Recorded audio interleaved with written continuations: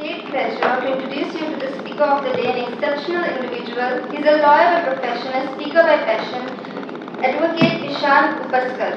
He is practicing on Honorable High Court and Chief in Civil and Criminal Court across Goa. He is awarded with the prestigious Southeast Asia New Leaders Award for contribution to the law. Recently, he is appointed as an amicus by the High Court. He is a passionate speaker with 12 international certificates, also representing India on the global stage, and holds a world record in training. In addition to his legal and speaking achievements, he is deeply committed to social causes, earning the Best Social Worker Award for Goa.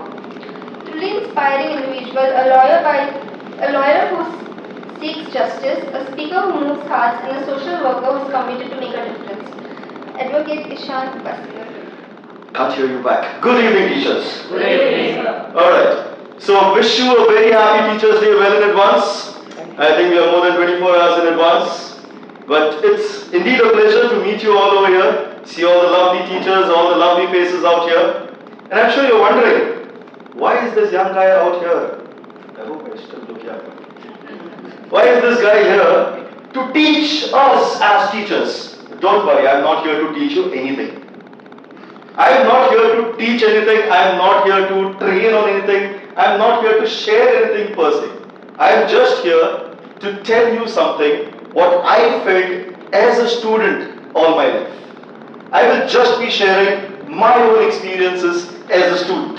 Hopefully, some of these experiences will help you in understanding a student's perspective in a different manner altogether.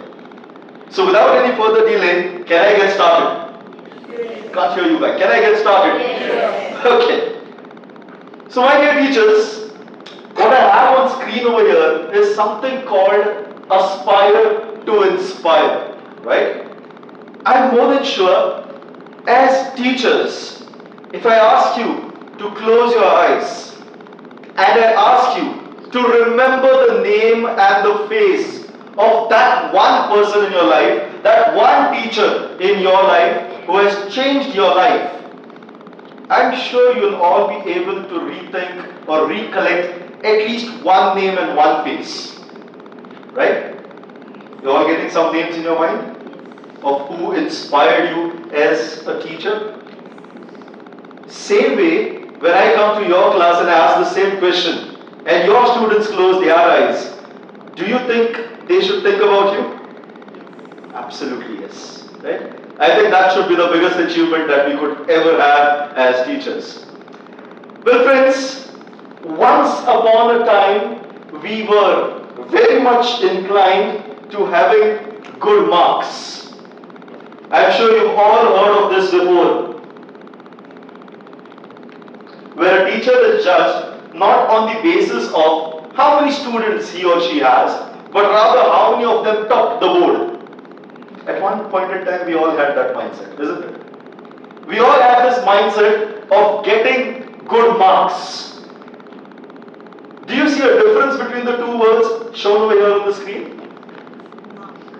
One says marks, the other says mark. Is there a difference between these two? What's the difference? Singular and plural?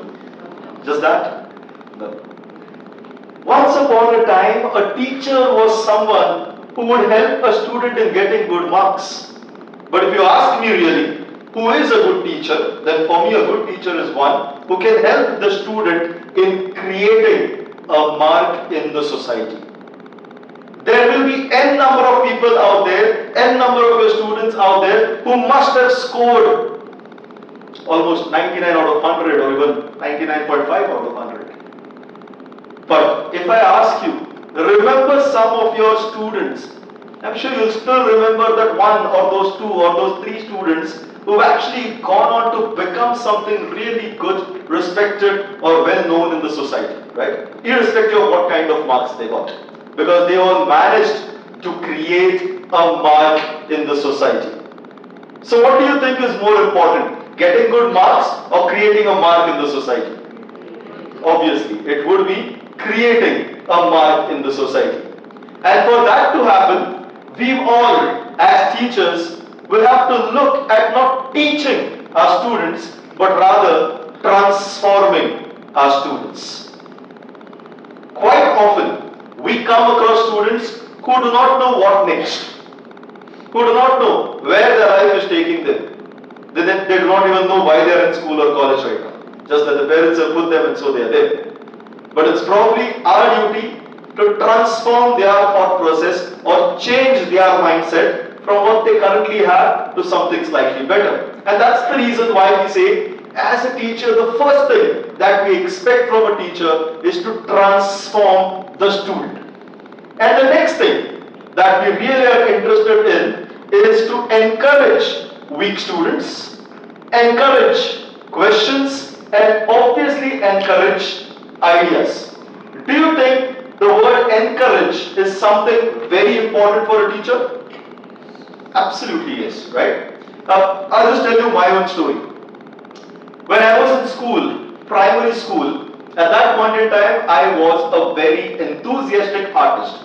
I loved drawing and painting, and I used to use these crayons as well as the water paints, as we used to call them, the water paints, to do some beautiful paintings. And I won a lot of prizes also in various places.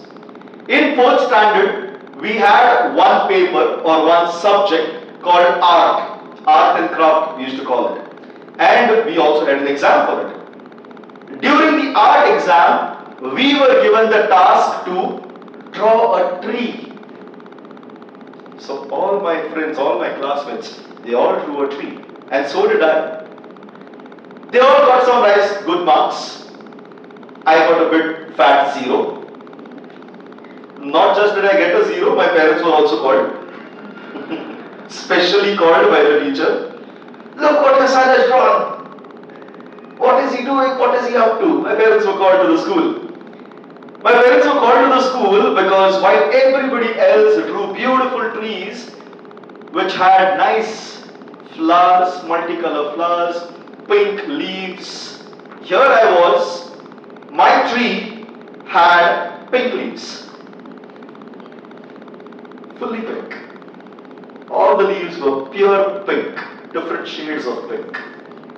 And because of that, I scored a big fat 0. And of course, my parents were also called. Trust me friends, that was the last time in my life I ever held a paintbrush. After that, I gave up painting. Till today, I have not done painting. This is way back when I was in the 4th standard. Fast forward a few years, 2019, I had the opportunity of representing our country for a program in Japan. After landing in Japan, the first place they took us to was the botanical garden there. And while entering the garden, I clicked this photograph.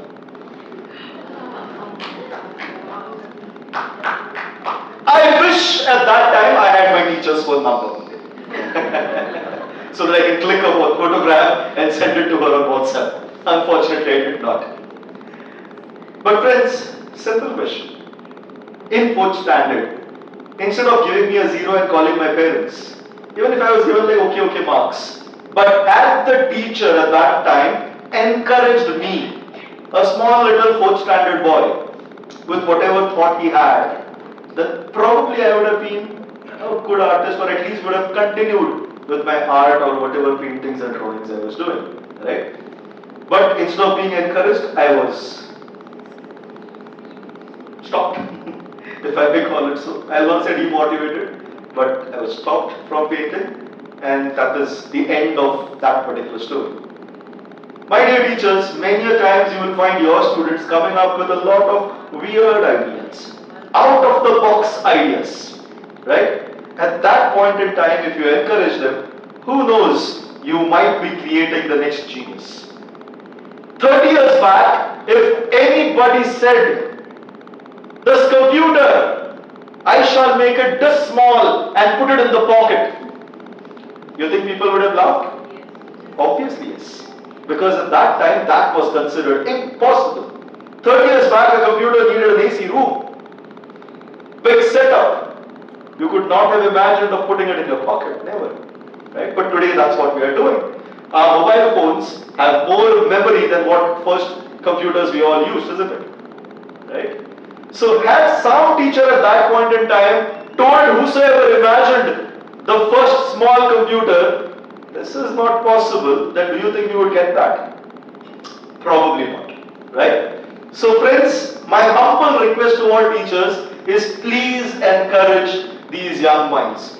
Probably what they are thinking is beyond our comprehension at times, but if you encourage them, I'm sure some dreams may also turn into realities, right? So that is the second point, that is encourage. Let me move to the next one. Do you think as a teacher you should be like a friend to your student? Yes or no? Yes. Okay, all those who say yes, can I see a right hand? All those who say no, can I see a left hand? And those who did not raise their hand both the times, please raise both your legs. Start doing yoga. Blood needs to reach the right places. Okay. It is good to be a friend, but somewhere, rather than being a friend, I would go one step forward and say, it is better to be a respected friend. I'll tell you. I studied in two schools. From 8th standard onwards, I moved to a boys' school. We were just boys. And we had a very young teacher over there. So my 7th standard junior, I was in 8th, my 7th standard junior on 14th of February wrote a love letter with a nice flower and proposed our teacher. Of course, we all laughed about it, that's a different thing. But somewhere down the line, with the current generation as we have, there is a thin line between the word friend and a respected friend. You should be a friend, but a respected friend. We should know at what point in time that line needs to come through. Otherwise, we are looking at a lot of problems in the future. Right? So that is what this says. Not just a friend, but a respected friend. And for that, you must be accessible. And how do you be accessible? Very simple. Would you like to meet a person or speak to a person whose face looks like this? Yes or no? No. No, okay. What about a face like this? Yes or no? No. What about a face like this? Definitely yes. Right? It is about this, the expressions, the face that we make when we look at people. Now just look at yourself in a mirror and ask, where are you in this? Which part of these three? Okay. I'll tell you something very simple, friends. I am a lawyer by profession, and majority of the property matters and divorce matters is what we deal with. And in divorce matters, especially, major issue between husband and wife is a lack of proper communication. Not this communication. Communication is verbal and non-verbal, right? The non-verbal part is the more issue or the bigger problem. I'll just give you a simple example. Let's say I want to tell you, let's meet tomorrow. There are different ways I can do that, right? Let's try one. Let's meet tomorrow. Pretty normal? Yes? Next. Let's meet tomorrow.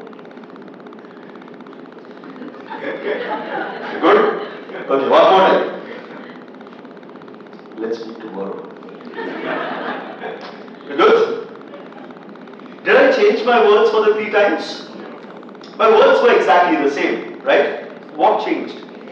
Expressions. And because of the expressions, the meaning and purpose of what I spoke also changed. Many a times, the reason why there is a big gap or a divide between people is because our expressions are not matching our words. I am talking not only as teachers, I am also talking personal family life. In fact, if you Google top divorce lawyers of Goa, you'll find me there. And in our research or whatever work we do, we found this to be one of the biggest reasons. The lack of proper communication. With your students, if you maintain the right expressions with the right words, I am more than sure they'll not just like you, they'll love you. Up to that extent. Right? Moving to the next one. What is this? What is this? 6, right? With a stroke of pen, if I ask you to convert this 6 to to a 7, what will you do? What will you do? Put a line after it like this. 7. Okay. Let's try one more. What is this? 9. Again, with a stroke of pen, I want you to change this number from 9 to 6. 6. From 9, let's convert it into a 6. Any ideas? Yes, yes. Put an S. Very nice. You will put a S there. I said a stroke of pen. I never said line. Obviously, I never said a straight line either. Right? Was this a nice way of explaining something? Yes. Was this a creative way of explaining something very simple? Yes. When you put a bit of creativity into what you are about to express or put forward, do you think the retention of that idea is much higher? Obviously, yes. Right? Now, I'll tell you a simple example with me again. I did my bachelor's in computer science, but in the first year of my college, one of the subjects which I hated initially was chemistry, because I wanted computer science, but then by default they are adding a chemistry there, which I never had any interest for. And in that chemistry, my first part of the semester, when my actual teacher was teaching me chemistry, I hated chemistry. Then she went on a maternity leave, and a new teacher came. That new teacher came and she brought some of those Lego kind of figures, or those Legos, the small pieces, with which she explained the molecules and the structure and each and every part of chemistry at that time, whatever our syllabus was, and I loved chemistry. I cleared chemistry with very good marks. And I hoped my earlier teacher does not come back. But she came back. But by then the syllabus was complete, so I was still okay, happy. Right? Just that little bit of creativity. A person who did not like chemistry got good marks in chemistry. Little bit. Right? So can we also add that little bit of creativity into what we do? I often see our teachers complaining, pratyek was the same syllabus, pratyek chigojo padta. I often see the teachers complaining that. But why does it always have to be the same? The same concept could probably be slightly modified and be probably added with a bit of creativity to make it slightly more interesting for yourself as well as for the students. That's why this creativity is something that I've added over there. Moving to the next one. Do you think as a teacher you need to be helpful towards your students? Yes? Okay. Let me show you one video. Observe very carefully, right? There's no sound for this. Observe.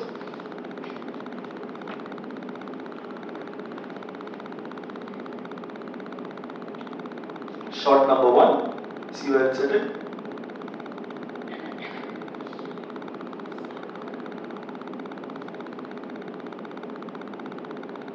Shot number 2. I'll stop for a moment. How many shots has he taken? 2 shots. Good shots? Good shots? No. How many of you think this man who is shooting is an expert? Not even one. One person says. She is also like maybe. Okay, half. Okay, let's watch the video again. Now watch carefully. It's the same video, but now it's going to continue forwards. And observe expressions of the people out there. Shot number 1.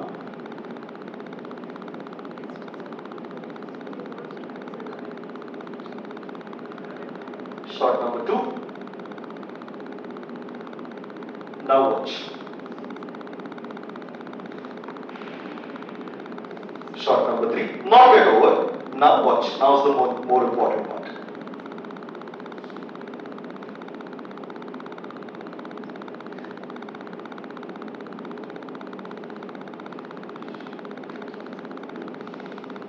Got it? Same question again. How many of you think this man is an expert?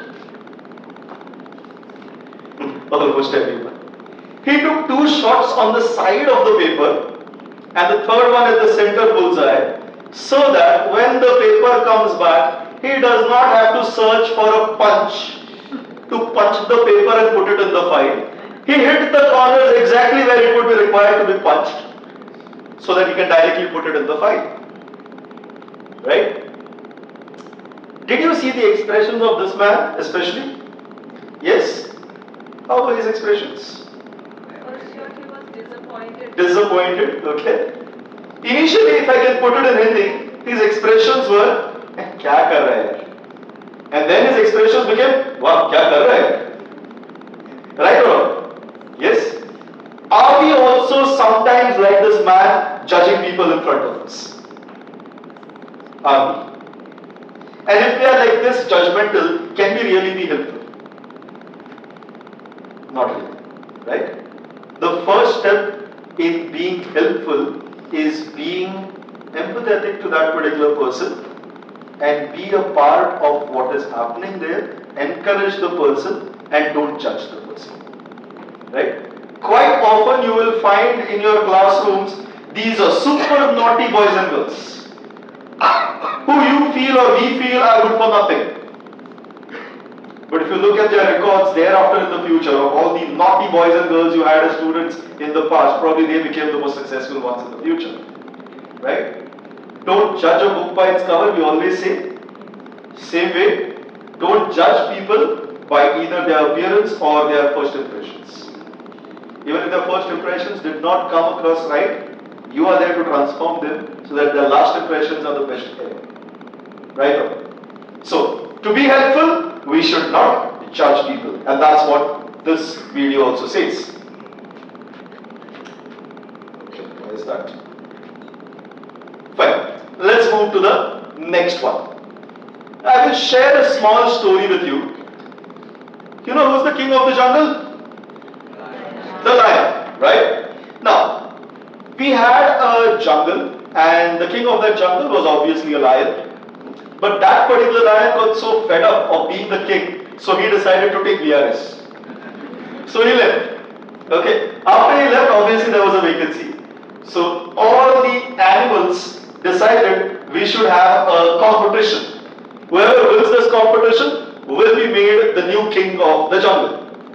So what they did, they decided to plant a flag on the tallest mountain in their jungle.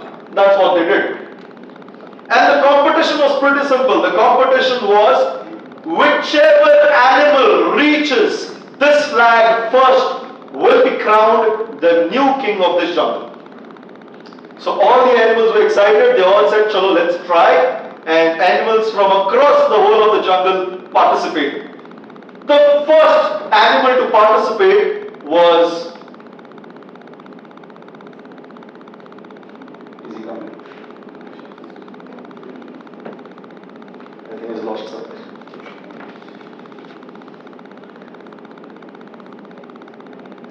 Now he's lost. The shark. Do you think the shark managed to reach the flag? Obviously not. They're good at swimming but can't get out of the water. Obviously not climb the mountains. Right?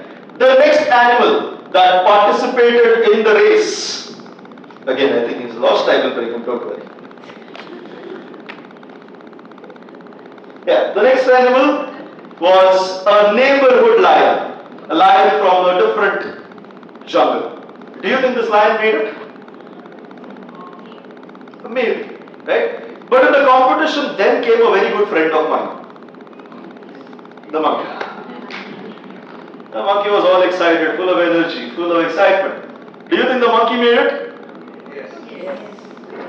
Then came one last competitor, flying in from the corner. The eagle. And then all these four were rushing towards the flag. Who do you think won? The eagle? Okay, let's see. Absolutely right, it was the eagle that won. My question to you now is this. Out of these four animals, which is the best?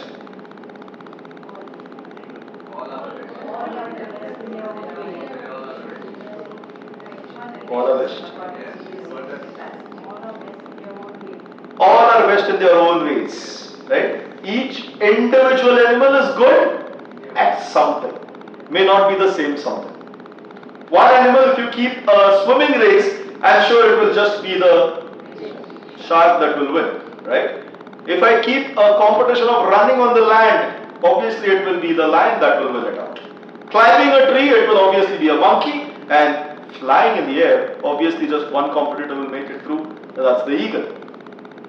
But we say which is the best animal, the answer would obviously be each one is good at their respective work, job, whatever it is. I'm sure you too have students like these. Some excellent in maths, some not at all good in maths, some good in languages, some good in history, some good in geography, so on and so forth. And then you'll find some who are good at nothing. That is because nobody has found what they are good at right now. Someday, somebody will find it. And I hope you are the one to find it. Because if you can manage to find that something good in that person who everybody else says good for nothing, I'm sure that student will have you in his heart and mind forever in his life. Because you would have transformed the life of that student. Right? What this says is very simple. We must empathize with our students, not just sympathize with them for getting bad marks or whatever else it is. Get into their shoes, understand their facts and circumstances, and on that basis, you decide what is to be done next. Right? Before being a lawyer, I had the opportunity of being with the Indian Army. While I was training with the Indian Army, we were made to do a lot of things. Out of that, one thing was we used to run every morning around 14 kilometers. Every evening we used to run around 5 to 6 kilometers. But the evening part was the more difficult part. Because in the morning we were wearing sports shoes, we were wearing shorts, t-shirt, all those kind of things, and we were running on a running field, a normal running field.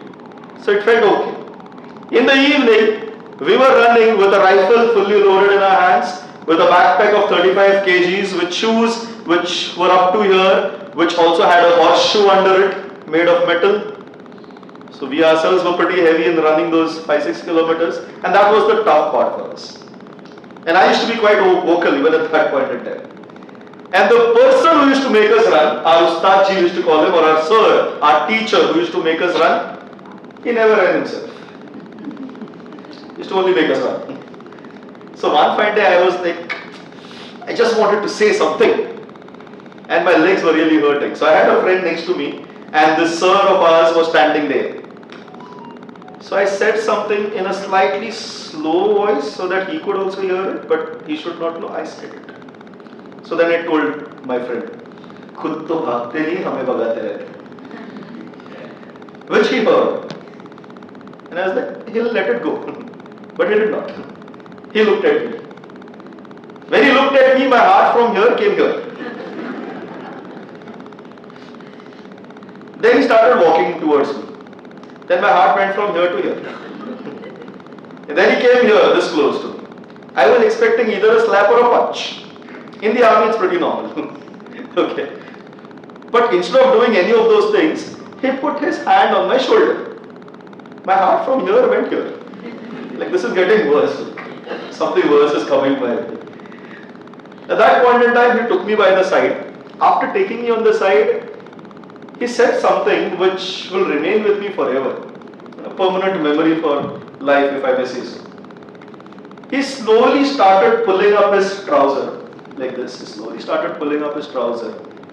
And he said, बेटा जब तक शरीर में पैर है, सिर्फ तब तक दर्द होगा, मुझे नहीं होता.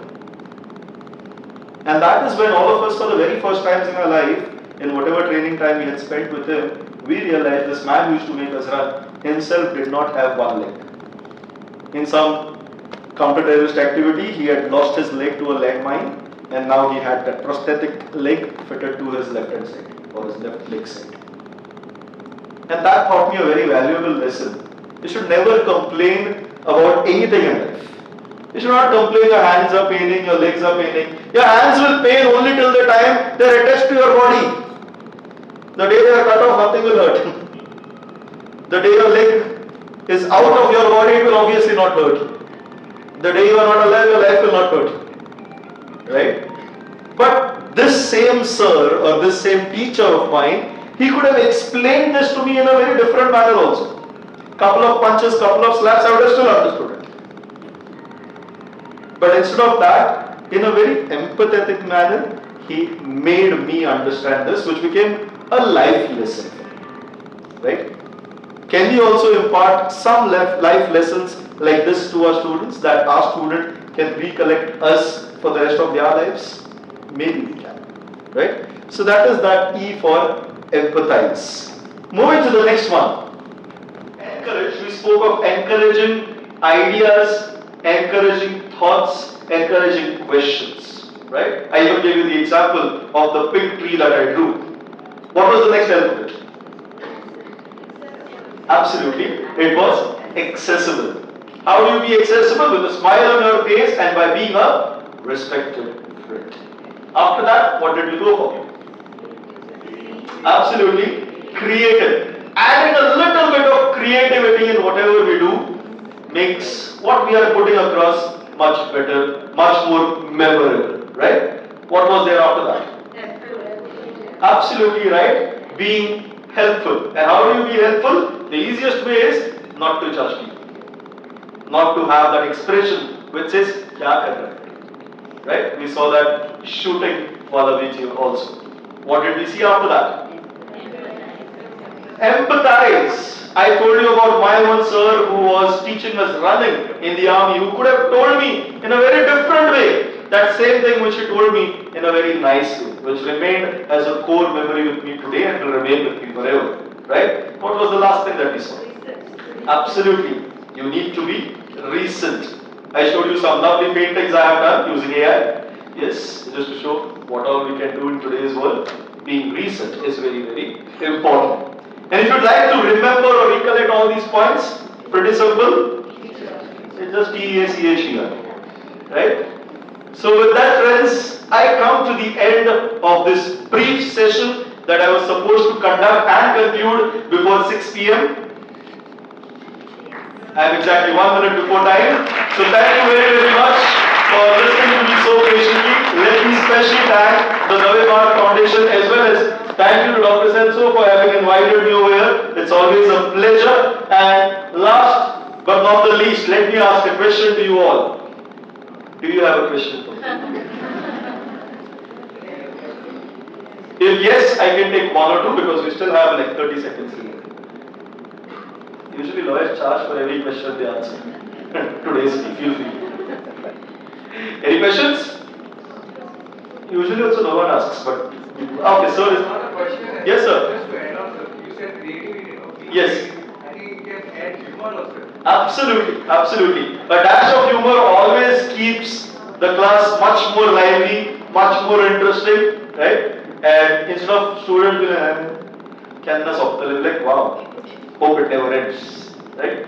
So that, of course, is something that can be done. So once again, thank you very, very much. This is Eeshan signing off. And before signing off, may you inspire your students and may they all aspire to be better than what they are today. Thank you once again. Have a great day. Thank you.